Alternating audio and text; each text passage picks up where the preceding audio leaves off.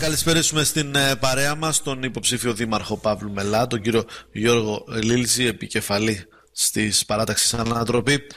Κύριε Λίλτση, καλό σας απόγευμα. Καλό απόγευμα κύριε Στριμάτζη, καλό απόγευμα σε όλους τους ακροατάς.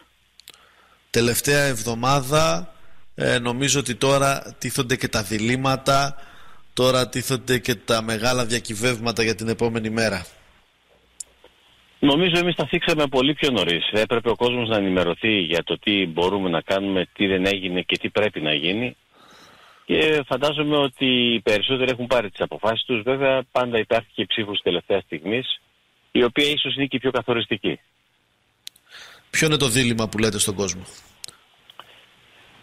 Ή αλλάζουμε ή βουλιάζουμε. Έτσι όπως είμαστε δεν νομίζω να οδηγεί πουθενά. Για μας η επόμενη μέρα πρέπει να μας βρει ένα σύγχρονο δήμο, να βρει ένα σύγχρονο δήμο, έναν δήμο ο οποίος φροντίζει τους πολίτες, δεν τρέχει να καλύψει τα κενά, και ένα δήμο ο οποίος προγραμματίζει για το άμεσο και απότερο μέλλον.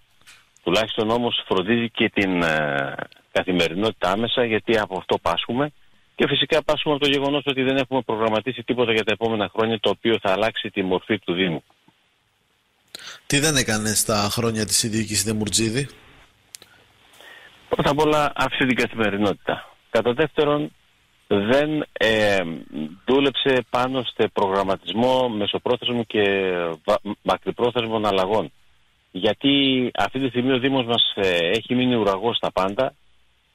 Από πού θέλετε να το πιάσουμε? Από την ποιότητα του αέρα που αναπνέουμε, από την καθημερινότητα, από τα σχολεία, από πού?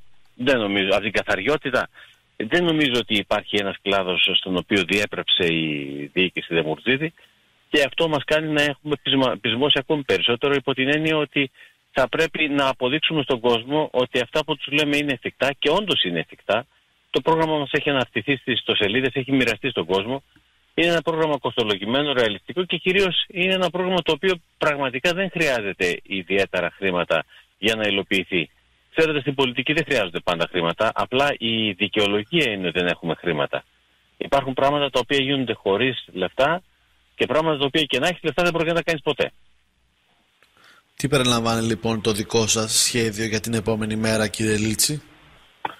Το δικό μας σχέδιο περιλαμβάνει μια σειρά, ξεκινάμε σε 7 πυλώνες. Ο κάθε πυλώνας από μόνος του είναι και ένα πρόγραμμα ολόκληρο.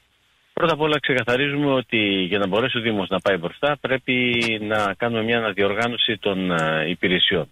Εμείς δεν θέλουμε άτομα τα οποία εργάζονται στο Δήμο να είναι κυνηγημένα και να έρχονται με άγχος στη δουλειά. Εμείς θέλουμε να δώσουμε εφόδια σε αυτούς τους ανθρώπους που ξέρουν πολύ καλά τη δουλειά τους, για να παράγουν περισσότερο έργο το οποίο θα φτάσει στους πολίτες. Το δεύτερο είναι τα οικονομικά. Πρέπει οπωσδήποτε να μαζέψουμε χρήματα με οποιοδήποτε τρόπο, φτιάχνοντας ένα ισχυρό γραφείο προγραμματισμού, το οποίο δεν έχουμε.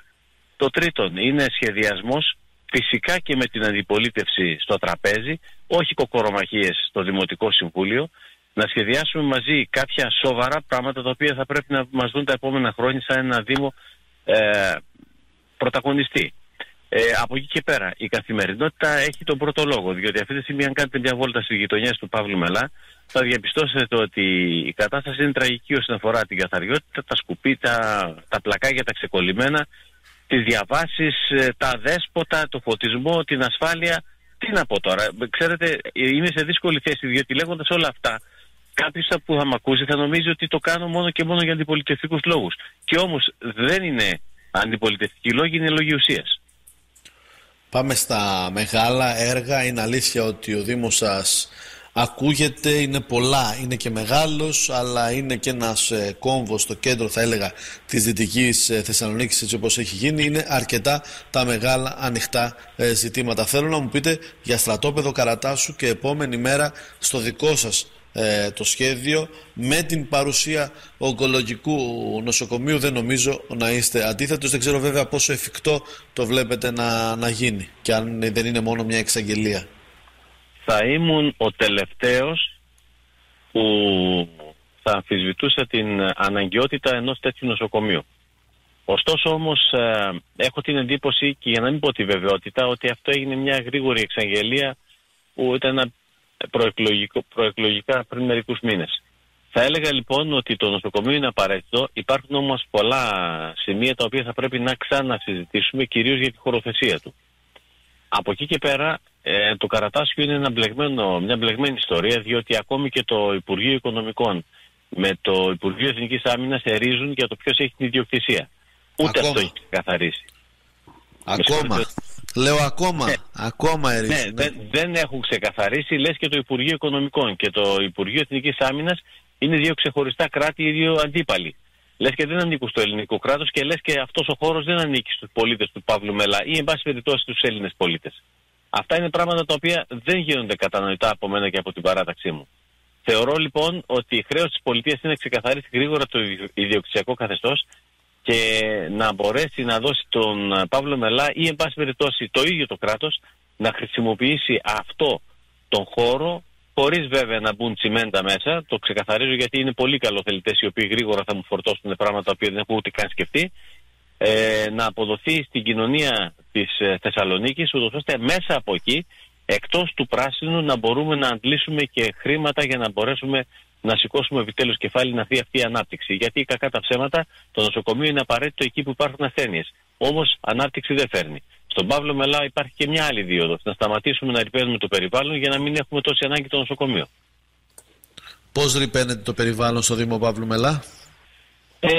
Υπάρχουν πολλές πηγές ρύπασης και κυρίως τα αυτοκίνητα. Έχει κατηγορηθεί και ο Τιτάνας, έχουν κατηγορηθεί και άλλες βιομηχανίες. Ωστόσο η δική μου η άποψη ήταν ξεκάθαρη σχετικά με το πλαστικό, με την κάψη του πλαστικού, όπως να εφαρμοστεί ακριβώς ό,τι λέει η Ευρωπαϊκή Νομοθεσία και να μην πάμε στο επί του της ελληνικότερης απόδοσης του νόμου όπως έχει γίνει ήδη. Ούτως ή άλλως η μόλυνση στη Δυτική Θεσσαλονίκη είναι και υποχρέωση της πατρίδας μας να την καθαρίσει, διότι έχουμε πάει ούκο λίγες φορές στα ευρωπαϊκά δικαστήρια και έχουμε καταδικαστεί.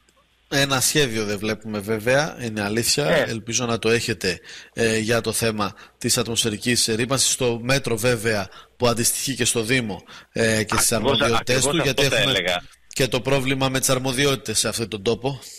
Ακριβώς αυτό θα έλεγα, ότι οι δυνατότητες του Δήμου αρχίζουν και τελειώνουν εκεί που μπορεί να πιέσει την ελληνική πολιτεία και την περιφέρεια ακόμη για κάποια πράγματα. Δεν είναι στο χέρι του Δήμου, αλλά ωστόσο αυτό δεν σημαίνει ότι δεν μπορούμε να δράσουμε καταλυτικά για να μπορέσουμε να καθαρίσουμε αυτόν τον αέρα. Αυτό που χρειάζεται είναι να πάμε εμπεριστατωμένα και με αποδείξεις να δούμε ποιος ρηπαίνει και ο ρηπαίνων πληρώνει. Δεν μπορούμε να κατηγορούμε ασύστολα όποιο εργοστάσιο, όποια πηγή βρίσκεται στα δυτικά της πόλης, χωρίς να έχουμε στοιχεία. Και γι' αυτό ακριβώς το λόγο είχαμε μια διαφωνία με τον Δήμαρχο πριν από 2-3 χρόνια. Είχα πει ότι χρειάζονται συγκεκριμένες μετρήσεις και αν αυτές οι συγκεκριμένες μετρήσεις υποδείξουν τον ένοχο, τότε ναι, να πάμε μέχρι που να κλείσουμε το εργοστάσιο, γιατί κανένα κέρδος του εργοστασίου δεν είναι πάνω από τις ζωές μας.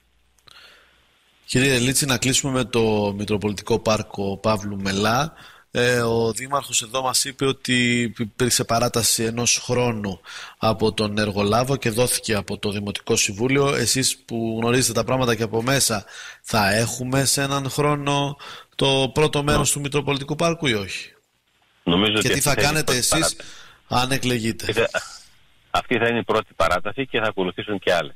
Η κατάσταση με τα μέχρι τώρα δεδομένα δεν διαγράφεται όμορφη. Νομίζω ότι θα πάμε πολύ πίσω, ήδη έχουμε πολλές καθυστερήσεις. Δεν γνωρίζουμε το λόγο, γιατί πραγματικά δεν έχουμε κι εμείς μια σαφή ενημέρωση. Να σας πω μόνο ότι ο ίδιος ο Δήμαρχος πριν μερικούς μήνες σε 3 διαφορετικά ραδιόφωνα, άλλα είπε το πρωί, άλλα είπε το μεσημέρι και άλλα είπε το απόγευμα στο Δημοτικό Συμβούλιο. 2 ραδιόφωνα, με συγχωρείτε. 2 ραδιόφωνα και 1 Δημοτικό Συμβούλιο. Το πρωί μας έλεγε ότι υπάρχουν καθυστερήσεις, το μεσημέρι τα κουκούλωσε και το απόγευμα στο Δημοτικό Συμβούλιο μας είπε ότι δεν υπάρχει καμία καθυστέρηση. Και το αποτέλεσμα δικαιώνει εμάς που πιστέψαμε την πρώτη εκδοχή, ότι έχει μεγάλη καθυστέρηση και να το έχουμε μπροστά μας. Τι θα κάνετε εσείς και να κλείσουμε με αυτό, κύριε Λίτση? Κοιτάξτε, στο μέτρο του εφικτού θα μπορούσαμε να βελτιώσουμε, θα προσπαθήσουμε πρώτα απ' όλα να βελτιώσουμε όσο είναι εφικτό από τον νόμο την σύμβαση παραχώρησης στρατοπέδου. Βέβαια, για να είμαι απόλυτα ειλικρινής, δεν είναι σύμβαση παραχώρησης, είναι μια σύμβαση χρονομίσθωσης. Από εκεί και πέρα, για να είμαι απόλυτα ειλικρινής, αυτή τη στιγμή Το μόνο που μπορούμε να κάνουμε είναι να περιμένουμε στοιχεία. Εγώ στοιχεία στα χέρια μου δεν έχω για να μπορέσω να είμαι ξεκάθαρος όπως συνήθως είμαι στις τοποθετήσεις μου. Πάντως θέλετε να το κρατήσετε με τον ίδιο τρόπο ή θα αλλάξετε και κανένα μοντέλο λειτουργίας του? Κοιτάξτε, το μοντέλο λειτουργίας έχει προδιαγραφεί. Θεωρώ δηλαδή ότι το μοντέλο λειτουργίας δεν μπορεί να ξεπεραστεί, άσχετα αν ο Δήμαρχος διατυμπανίζει ότι ο φορέας διαχείρισης, στο φορέα διαχείρισης του Δήμου θα έχει το πάνω χέρι. Υπάρχει ένα έγγραφο το οποίο ήρθε στο Δήμο 4 Τετάρτου, το οποίο έγγραφο πραγματικά είναι κόλαφος για το Δήμαρχο και την πρόταση που έκανε, ούτως ώστε οι στρατιωτικοί απαντούν ότι δεν μπορεί το φορέα διαχείρισης, εφόσον θα είναι ο Δήμος ο ελεγχόμενος, να έχει και την Προεδρία και να έχει το πάνω χέρι. Αυτά είναι τα λίγα ελληνικά που έχουμε μάθει τόσα χρόνια στα Θρανία. Επομένως, ο φορέας διαχείρισης θα είναι ένα καπέλωμα στο Δήμο Παύλου Μελά. Ο Δήμος Παύλου Μελά θα φέρεται ως αφεντικό, αλλά στην ουσία κάποιος άλλος θα αποφασίζει ερήμην του Δήμου, όπως έχει γίνει μέχρι τώρα. Κύριε Λίτση, σας ευχαριστώ πάρα πολύ. Καλή επιτυχία.